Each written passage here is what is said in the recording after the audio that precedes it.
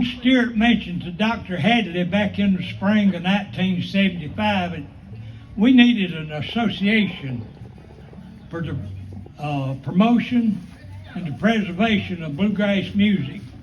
And Dr. Hadley and John talked about it, and Dr. Hadley talked with Truman and Ray Jones up in Taylorsville and some of the different ones that's in bluegrass. And letters was sent out to everybody that we could think of that was interested or played bluegrass music. So we met in Taylorsville, Mississippi at the Rainbow Motel in the fall of 1975. And that Saturday night, we had an attorney, Mr. Howard Flowers, came out of Jackson to help us to keep things legal. And we, a bunch of old farm boys, we didn't know what was legal, what wouldn't work, and what would work. But Mr. Flowers, the attorney, helped us keep it in line in what we could and couldn't do. But anyhow, after a lot of cussing and discussing and way on into the wee hours of the night, of that Saturday night, the Magnolia State Bluegrass Association was born.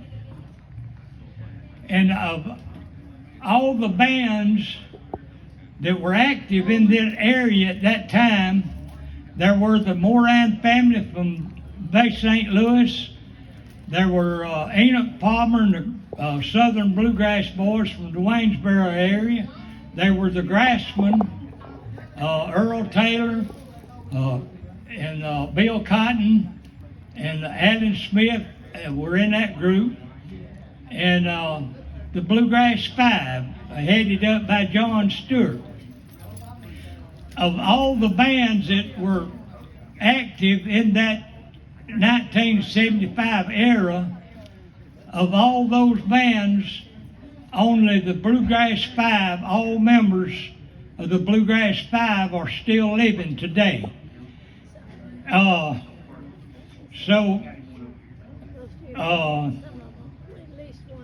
If I get emotional, bear with me, because it brings back a lot of memories.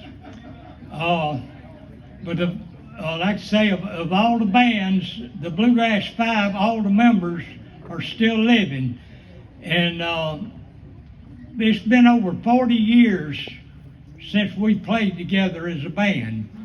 So it's more of a historical event than a show, but we are going to do our best to give you some sort of entertainment or something you can talk about with the neighbor next week. So if you will, make welcome to Bluegrass Five.